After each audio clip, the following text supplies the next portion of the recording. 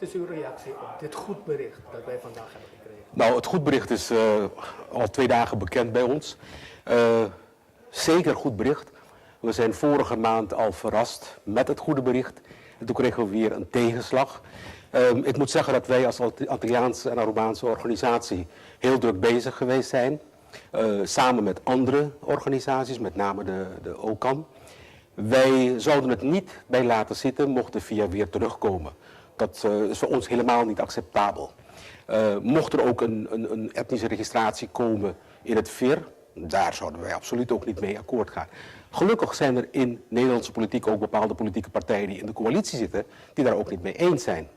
En dat is voor ons gelukkig, hebben wij die mensen aan onze kant staan, we hebben de hulpverleners aan onze kant staan. En wij als de MAAP zullen altijd in het belang blijven strijden van de Antillianen en de Arubanen binnen de Nederlandse gemeenschap.